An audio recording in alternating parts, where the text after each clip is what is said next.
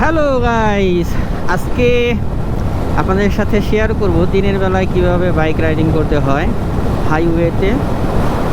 সেই riding tips সম্পর্কে আমি যতটুকু জানি ততটুকু আপনাদের সাথে আমি শেয়ার করব।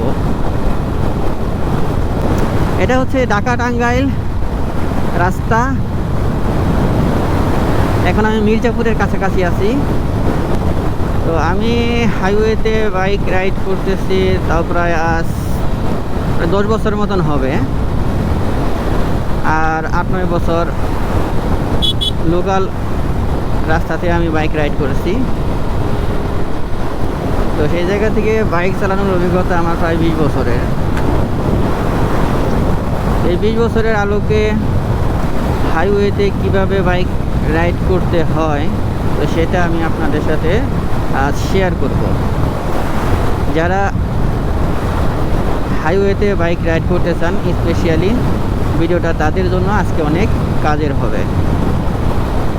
ও বাই দ্য ওয়ে বলে নেই, এই প্রায় 20 বছরের বাইক রাইডিং অভিজ্ঞতায় হয়তো অবিশ্বাস্য হলেও আপনাদেরকে আমি বলছি যে আমি কোনো অ্যাক্সিডেন্টের সম্মুখীন হই নাই।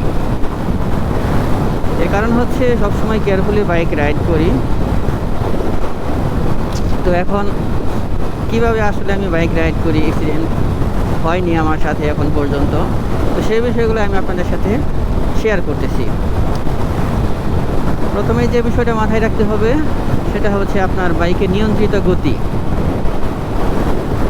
যতটুকু স্পিডে আপনি আপনার বাইকটাকে চালাইতে কমফোর্ট ফিল করেন ততটুকু স্পিডে বাইকটা চালাবেন, এবং বাইকটা যেন খুব দ্রুত আপনি কন্ট্রোলের মধ্যে নিয়ে আসতে পারেন ওই পরিমাণ স্পিডে চালাবেন।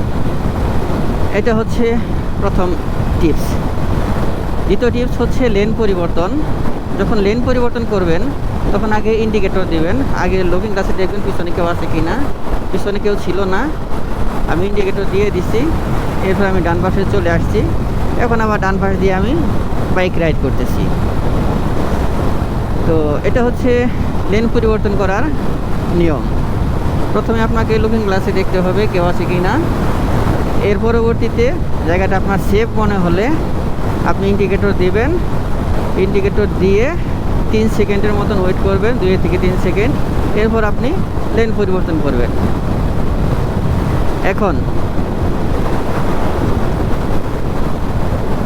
তৃতীয় যে বিষয়টা সেটা হচ্ছে আপনাকে রাস্তার গতি মেনটেন করতে হবে। রাস্তার গতি মেনে বাইক চালাইতে হবে। এখন রাস্তার গতি বিষয়টা সেটা ক্লিয়ার করি। মানে রাস্তা দিয়ে যতগুলো গাড়ি যাচ্ছে এবং তাদের এভারেজ যে স্পিড সেই স্পিডটা আপনাকে মেনটেন করতে হবে। যেমন এই যে আমার সামনে যে একটা গাড়ি যাচ্ছে, এটা মেবি হাইস গাড়ি। এই হাইস গাড়িটা যতটুকু স্পিডে যাচ্ছে তো আমাকেও ওই পরিমাণ স্পিডে যেতে হবে, অথবা হচ্ছে এই গতির সাথে মিলিয়ে আমাকে যেতে হবে। এটা হচ্ছে রাস্তার গতি। এখন এর থেকে স্পিডে আমি যেতেও পারি অথবা এর থেকে কম স্পিডে যেতেও পারি। সেটা হচ্ছে আমার সময় সুযোগ বুঝে ডিসিশন নিতে হবে। এখন আমি আবার লেন পরিবর্তন করব। লুকিং গ্লাসে দেখলাম কেউ নাই, ইন্ডিকেটর দিলাম, এখন আমি চলে আসছি। ওকে,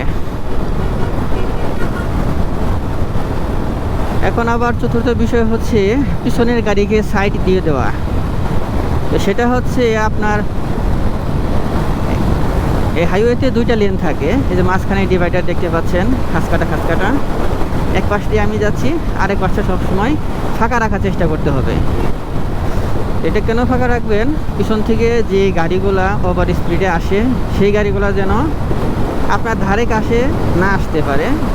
ওরা যেন দেখতে পারে যে ওদের জন্য একটা ফ্রি এবং ক্লিয়ার একটা লেন আছে, ওই লেন দিয়ে ওরা নর্মালি চলে যায়। তো আপনার ধারে কাছে এরা আসবে না, সো আপনি নিরাপদ। তো এইভাবে আপনি পিছনের গাড়িকে সাইড দিয়ে দিবেন।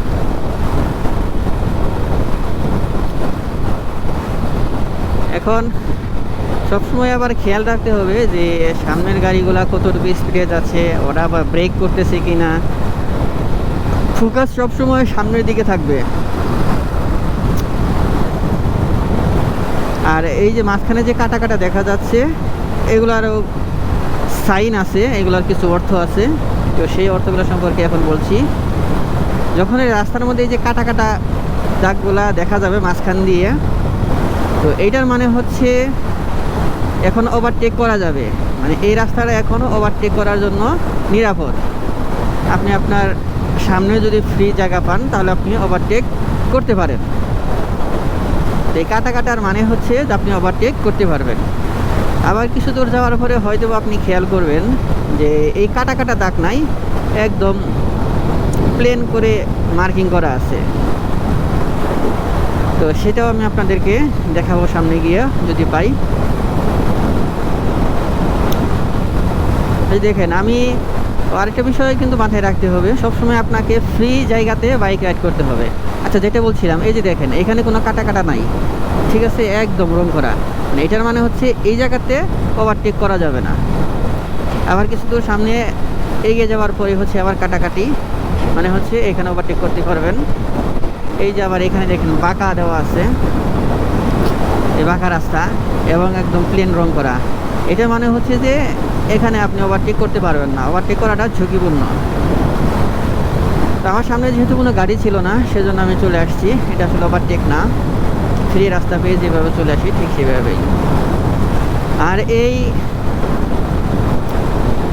স্মুথলি রং করা যে রাস্তাটুকু থাকে, এটা নর্মালি যেখানে রাস্তাটা বাঁকা থাকে সেই বাঁকা জায়গাতেই এরকম রং করা থাকে, কারণ এই বাঁকা জায়গাগুলোতেই সবচেয়ে বেশি অ্যাক্সিডেন্ট হয়ে থাকে। এই দেখেন পিছনে আমার স্পিডে একটা গাড়ি আসতেছে, এই গাড়িটাকে আমি এখন সাইড দিয়ে দিচ্ছি, ও ওর গতিতে চলে যাক।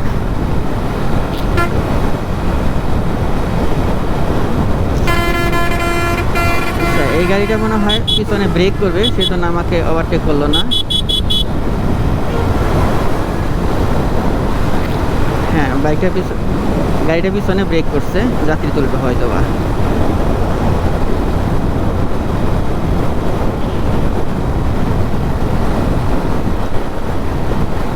এই যে দেখেন এখানে 60 লেখা আছে।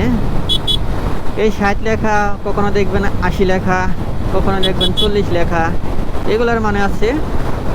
এগুলার মানে হচ্ছে যে এখানে 60 লেখা থাকবে, এটা মানে হচ্ছে আপনার সর্বোচ্চ গতি সীমা থাকতে হবে 60 পর্যন্ত নিরাপদ। আবার যেখানে 80 লেখা থাকবে সেখানে হচ্ছে আপনার সর্বোচ্চ গতি সীমা 80। যেখানে 40 লেখা থাকবে সর্বোচ্চ গতি সীমা 40। তো এটা হচ্ছে এক ধরনের একটা সিগন্যাল। এটা ম্যাক্সিমাম অনেকে এই সিগন্যালটা মানে না, কারণ ওই জায়গাতে 60, ওই জায়গাতে 40 স্পিডে আসলে যাওয়া যায় না।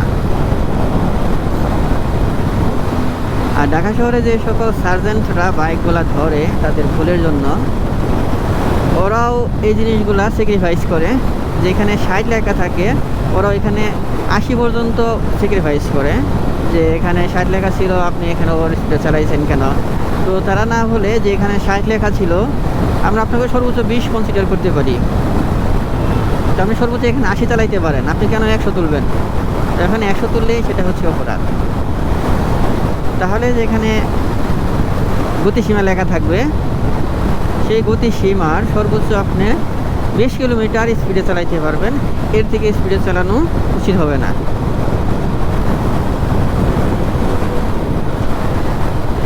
এই যে দেখেন আমি বাইক রাইড করতেছি, আমার সামনে একদম ফ্রি এবং ফাঁকা রাস্তা, পিছনেও একদম ফাঁকা রাস্তা, এবং ডান পাশ দিয়ে যদি কোনো গাড়ি আসে তো সেই গাড়িটা যেন অনায়াসে আমাকে ওভারটেক করে চলে যেতে পারে তার ওভার স্পিডের কারণে, সেই জন্য একটা লেনও তার জন্য আমি রেখে দিয়েছি। এখন হচ্ছে আরেকটা বিষয়, যখন আপনি দুইটা গাড়ি পাশাপাশি থাকবেন, এই যে আমি আর এটা যখন দুইটা পাশাপাশি, তখন এই পাশাপাশি দুইটা গাড়ি দেখে কোনোভাবে ওয়েট করা যাবে না।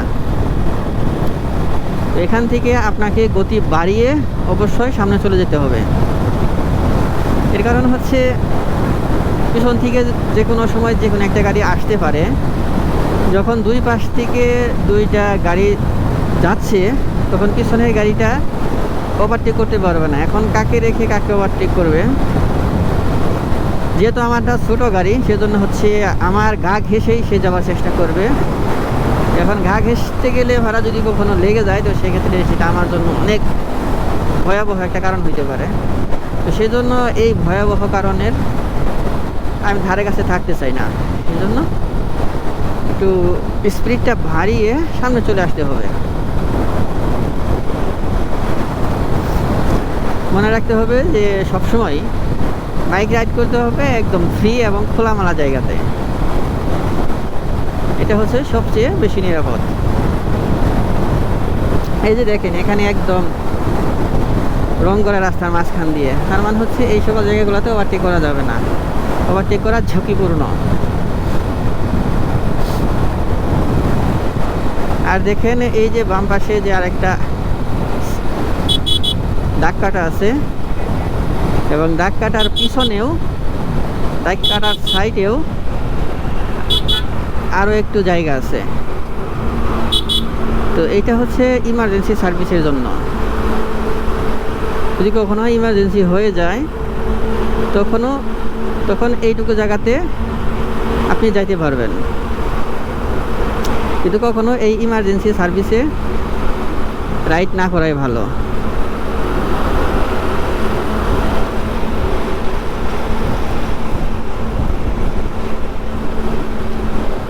এই দেখেন দুইটা গাড়ি পাশাপাশি যাচ্ছে, এরকম পাশাপাশি কখনোই যাওয়া যাবে না।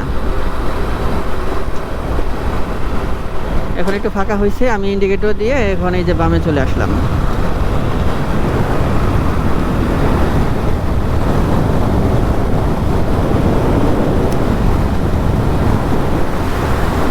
আর যদি কখনো রাস্তার সামনে জটলা বেঁধে যায়, মানে অনেকগুলা গাড়ি, 10-12টা আর 10টা গাড়ি,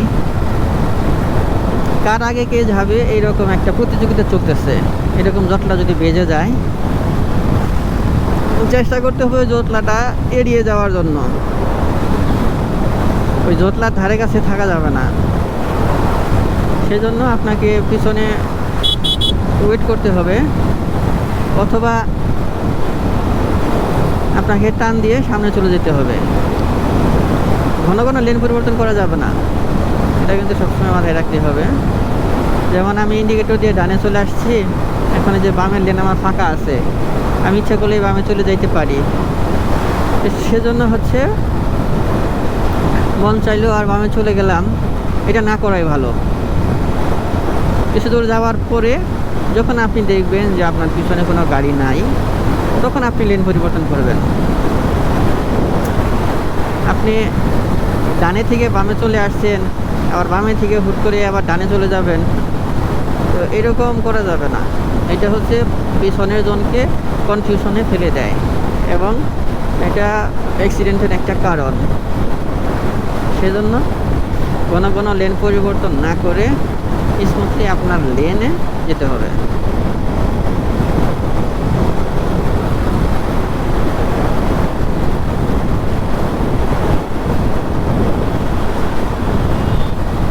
আমার বাইকের স্পিড আমি সবসময় 75 থেকে 80-র মধ্যে রাখার চেষ্টা করি, কারণ এটা হচ্ছে আমার একটা ফেভারিট স্পিড রাস্তাতে গাড়ি চালানোর জন্য। এই স্পিডটাকে আমি বেশি কমফোর্ট ফিল করি। তো আপনারা বাইক চালাইতে এরকম একটা কমফোর্ট স্পেস আপনারা পেয়ে যাবেন। কতটুকু স্পিডে আপনারা চালাইলে আপনার গাড়িটা আপনি নিরাপদে রাইড করতে পারবেন, সেটা আপনি পেয়ে যাবেন। এখন তাহলে মোট কথায় আসি, হাইওয়েতে বাইক রাইড করতে হলে সবসময় আপনাকে অ্যালার্ট থাকতে হবে এবং চোখ কান খোলা রাখতে হবে। প্রত্যেকটা গাড়ির সিগন্যাল দেখতে হবে, সিগন্যাল মানতে হবে। গাড়ি কোন সময় দাঁড়ায়, কোন সময় গাড়িটা সাইড চায়, এই বিষয়গুলো আপনাকে দেখতে হবে। এই যে গাড়িটা স্লো করছে, হ্যাঁ, এই জিনিসটাকে আপনাকে বুঝতে হবে। স্লো করছে বিধায় আমি বুঝতে পেরে ডান পাশ দিয়ে আমি চলে আসলাম।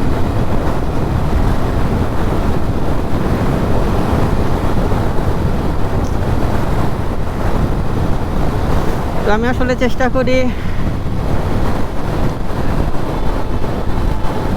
কিভাবে নিরাপদে বাইক রাইড করা যায় সেই বিষয়ে ভিডিও বানাতে।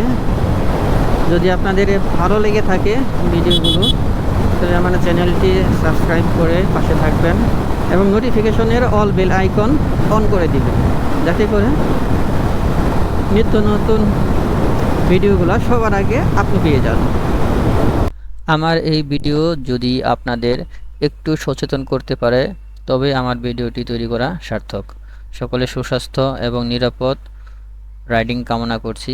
ভালো থাকবেন, সুস্থ থাকবেন। আল্লাহ হাফেজ।